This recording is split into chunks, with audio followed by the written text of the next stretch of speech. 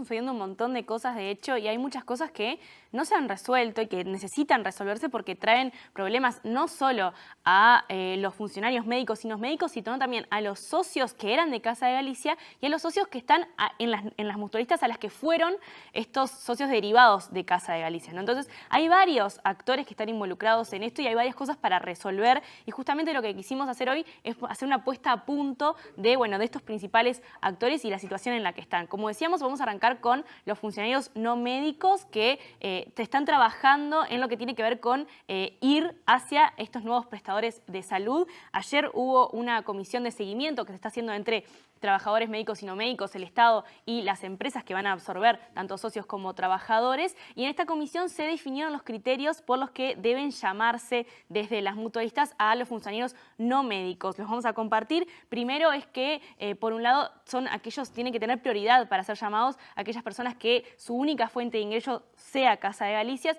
Por otro lado, aquellos que fueron jefes o jefas de familia, que tengan menores o personas en situación de discapacidad a cargo, y también debe entenderse y debe priorizarse la cercanía de la vivienda de estos funcionarios con los nuevos lugares de trabajo. Esto no ha sido respetado por las empresas, están llamando sin tener en cuenta esta prioridad, y eso nos lo decía hoy la presidenta de AFUNCAN, la Asociación de Funcionarios de Casa de Galicia.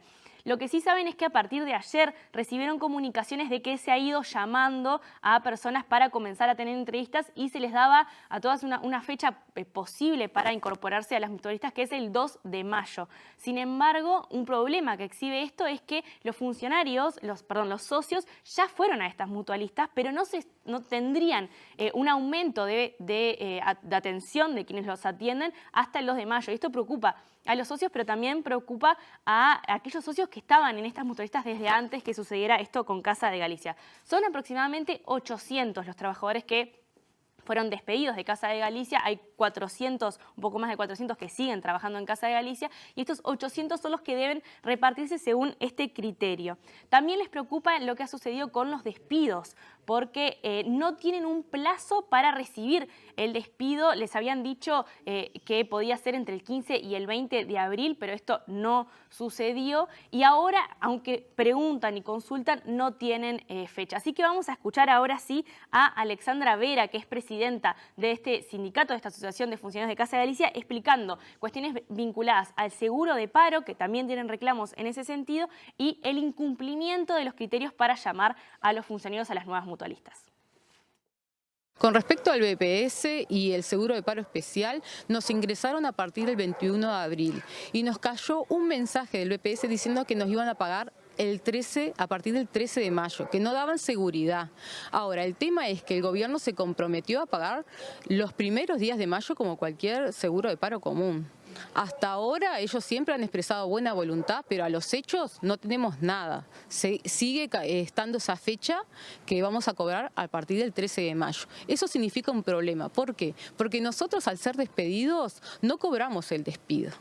Y tampoco se nos pagaron el resto de las extras que habían generado determinados compañeros. Por lo tanto, la última vez que cobramos habrá sido por el 7 de abril. Hasta el 13 de mayo es un montón de tiempo. Las empresas no están respetando los criterios, están llamando incluso a compañeros que están para jubilarse, están llamando a compañeros que tienen 2 trabajos y están llamando a compañeros que están trabajando, incluso ahora dentro de Casa de Galicia, y eso generaría un problema legal, porque hasta ahora ellos no han sido despedidos, y para ingresar a la nueva institución ellos tendrían que ser despedidos para que queden dentro del acuerdo que se firmó el 1 de abril. Si a ellos no los despiden y se presentan a trabajar en una nueva institución, quedaría como abandono de trabajo. Y a la vez, si los llaman a trabajar y ellos dicen que no, por tal motivo, en este caso que están trabajando, ellos pasarían al final de la bolsa y les costaría más ser redistribuidos. ¿Cuál es la situación, me pregunto, Juli, del personal médico?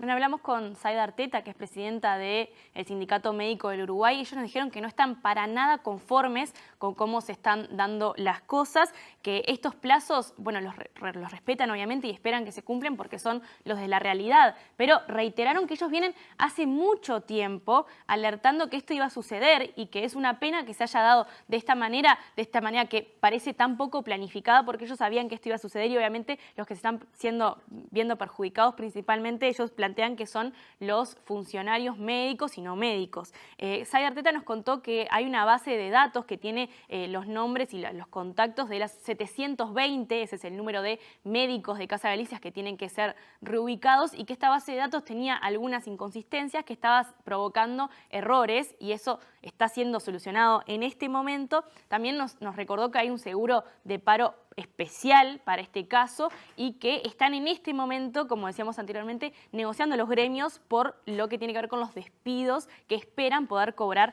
en mayo. Vamos a escuchar ahora sí a Zaida Arteta, que nos explica, bueno, cuál fue en concreto el acuerdo y cuál ha sido el avance hasta ahora, que es muy poco. El acuerdo surge del Consejo de Salario del Grupo 15, eso lo establece la ley que votó el Parlamento por la salida de la mutualista Casa de Galicia. Empezamos en marzo, a mediados de marzo, con las reuniones entre las empresas, los gremios y también el Ministerio de Trabajo. El acuerdo se firmó el día 8 de abril. Después vino la Semana de Turismo. Durante la Semana de Turismo no se pudo avanzar en nada, y ahora, posterior a la Semana de Turismo, las empresas ya están llamando a algunos de los médicos y médicas que tienen que ser redistribuidos entre las mutualistas, que son 5, si lo recuerdan. En realidad, lo que establece la Asamblea del Gremio de Casa de Galicia es una redistribución iniciando por aquellos médicos y médicas que tienen la totalidad de su salario dependiente de Casa de Galicia. O sea, ese es un criterio gremial que nosotros propusimos en la mesa y que fue aceptado. Después propusimos otros criterios que no fueron aceptados, como que se pudieran mantener los equipos multidisciplinarios trabajando, o ese tipo de propuestas no fueron aceptadas en la mesa. Pero sí la propuesta de que quienes dependían económicamente de Casa de Galicia fueron los primeros a los cuales se los convocaba para trabajar en estas mutualistas, y en ese sentido es que ya se están empezando a convocar a las personas. El proceso recién está empezando. Hay plazos de primero de 45 días para las personas que son exclusivas y después de 70 para los que tienen la mayoría de sus ingresos provenientes de Casa de Galicia, para la reincorporación en estas 5 mutualistas. ¿Y qué pasa con la masa social? Tengo entendido, Juli, que hay procesos o acciones, recursos en realidad de inconstitucionalidad que corren por ahora. Sí, exactamente, y de hecho los está llevando a cargo el equipo del abogado Juan Cereta. Esto está frente a la Suprema Corte de Justicia, es la Suprema Corte de Justicia quien tiene que evaluar. Como ya sabemos, hay distintos procesos, algunos tienen que ver con esta inconstitucionalidad que se procesa por un lado, y ese es un proceso más largo que va a llevar unos meses. Hubo otro que se hizo que tuvo que ver con una medida preliminar o circunstancial mientras no se resolvía esto, que lo que pretendía es que los socios y socias que están haciendo esta medida judicial no tuvieran que ir por algunos meses a una mutualista que no les gustara o que no quisieran, en caso de que esto luego se comprobara o fallara la justicia de que es inconstitucional. Esa medida no progresó, la Suprema Corte de Justicia no falló a favor de eso, y entonces ahora están en una situación en que, por un lado, están esperando el proceso de la Suprema Corte de Justicia en lo que tiene que ver en concreto con la inconstitucionalidad, y por otro lado están recibiendo este equipo de trabajo que encabeza Juan Cereta un montón de quejas de los usuarios de la salud que están en las nuevas mutualistas por diferentes cosas, para las que va a profundizar ahora sí Juan Cereta. Nosotros la verdad que teníamos esperanza de que se pudiera obtener, de poder tener algún tipo de éxito en la medida provisional, que era el gran objetivo, que no tuvieran que pasarse ya a otro prestador no deseado, digamos, y bueno, eso no se logró. En este caso no hubo, la verdad, un pronunciamiento de la Corte sobre el fondo de lo que nosotros planteamos, sino que lo que se dijo, entre otras cosas, pero fundamentalmente como argumento, es que no habíamos acreditado que hubiera un riesgo o un perjuicio para los usuarios en el hecho de cambiarse alguno de los 4 prestadores que había predeterminado el Poder Ejecutivo. Como esa fue la razón que se dio, es difícil augurar un resultado sobre el proceso principal. Obviamente que nosotros siempre somos optimistas y pensamos que hay razones, argumentos de peso para declarar inconstitucional la ley, pero bueno, es un criterio de interpretación jurídica en definitiva y tenemos que estar a lo que la Corte entienda. Además, hay otro tema que también es relevante en estas cuestiones, y es que la Suprema Corte de Justicia toma las decisiones de acuerdo a los votos de sus 5 miembros. Pero eso es en las sentencias definitivas.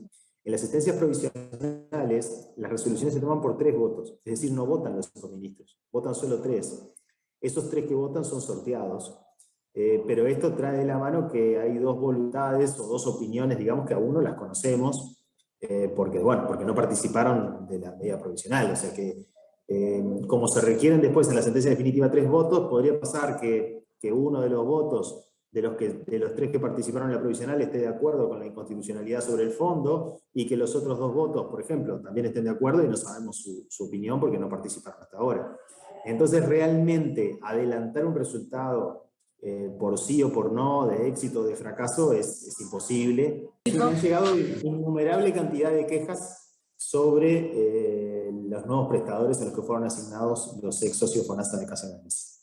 En muchos casos, bueno, tiene que ver con que hay una, digamos, todos los prestadores son distintos, uno también muchas veces como usuario está acostumbrado al funcionamiento de un prestador, sabe cómo manejarse y todo cambio suele ser un poco traumático, pero en otros casos está clarísimo que hay cosas que no se están cumpliendo por estos prestadores, o que Casa de Galicia daba por encima de lo obligado, digamos, ya sea por el formulario o por el PIAS, y que no las tienen ahora sus prestadores, por lo tanto tienen dificultades, o el nuevo prestador no compra el mismo tipo de medicamento que ese paciente recibía, si es un paciente crónico, en Casa de Galicia, o hay demoras en la atención, o está sobrecargado el sistema de atención por la cantidad de socios de Casa de Galicia que llegaron a ese prestador. Es decir, esas quejas sí las tenemos todos los días, son cotidianas.